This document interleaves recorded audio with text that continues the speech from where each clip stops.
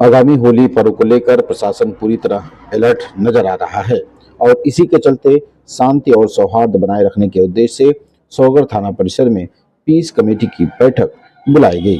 थाना परिसर में आयोजित बैठक की अध्यक्षता उप जिलाधिकारी विवेकानंद मिश्रा और क्षेत्राधिकारी मयंक द्विवेदी ने संयुक्त रूप से की। बैठक में जनप्रतिनिधियों, ग्राम प्रहरियों और गणमान्य नागरिकों के साथ होली पर्व को शांतिपूर्ण तरीके से मनाने के लिए विस्तृत चर्चा की गई। प्रशासन ने स्पष्ट कहा है कि होलिका दहन पूर्व निर्धारित स्थलों पर ही होगा और किसी भी जुलूस के लिए विधिवत अनुमति अनिवार्य होगी। नई परंपरा की शुरुआत तक रोक लगी रहेगी।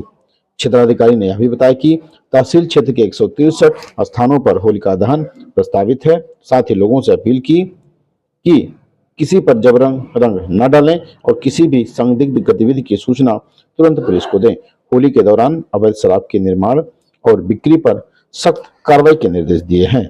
ग्राम प्रहरियों को अपने अपने क्षेत्र में विशेष निगरानी रखने को कहा गया है। बताते चले, बीते वर्ष बानंगा बैराज पर हुई दुर्घटना को देखते हुए इस बार होली के दिन बैराज क्षेत्र में नदी स्नान पर पूर्ण प्रतिबंध रहेगा। सुरक्षा के लिए पुलिस बल, प्रकाश व्यवस्था और अनाउंसमेंट की व्यवस्था सुनिश्चित की जाएगी। प्रशासन ने सभी से आपसी भाईचारे और सौहार्द के साथ होली मनाने की अपील की है ताकि पर्व शांति और सद्भाव के माहौल में संपन्न हो सके। पर्व को लेकर के थाना परिसर में जो है मीटिंग की गई है, क्या उद्देश्य रहा कार्यक्रम का? मेन उद्देश्य था ये कि शांतिपूर्वक तरीके से होली का त्यौहार को मनाया जाए और सभी लोगों से जो भी समस्याएं थी उसको पूछा गया।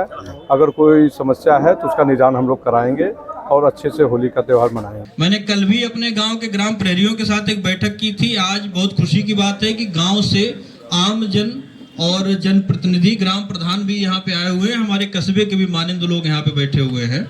तो होली को लेके 2-3 संवेदनशीलताएं, 2-3 सतर्कताएं बड़ी आवश्यक हैं। बहुत उल्लास का, बहुत रंगों का त्योहार है, लेकिन ये त्योहार सकुशल रहे, इसके लिए पुलिस विभाग के स्तर से जो संवेदनशीलता और जो सतर्कता आवश्यक होती है, उसी में कुछ आपसे हमको सहयोग आवश्यक होता है।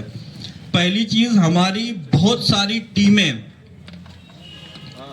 कई टीमें और कई स्तर पे कुछ बिंदुओं पे बहुत निरंतर निगरानी रख रही हैं, सावधानी रख रही हैं। ऐसी सूचनाएं मिलती हैं, ऐसे कई जनपदों में संवेदनशीलताएं रहती हैं कि जब भी होली के त्योहार आसपास होता है तो कुछ अराजक तत्व ग्रामीण क्षेत्रों में, ग्रामीण सुदूर क्षेत्रों में, 2 गांवों के बीच लगने वाले खाली जगहों पे, पुराने पड़े बगीचों में अवैध शराब के निर्माण के कारोबार में लिप्त होने का दुस्साहस करते हैं और हमारा काम है उनके उस हर मंसूबे को नाकाम करना। हम बहुत कायदे से वो काम करेंगे, करने जा रहे हैं, करना चालू कर दिया है। आपसे हमें सहयोग ही अपेक्षित होता है कि अगर आपके किसी भी रूप में, उठने में, बैठने में, बोलचाल में, आमने सामने में अगर ऐसे लोग आते हैं और आपके स्तर से ये उनको कन्वे कर दिया जाता है कि पुलिस बहुत सक्रिय हो गई है और बहुत कठोर कार्रवाई करेगी, तो उनके थोड़े से हौसले कम होते हैं।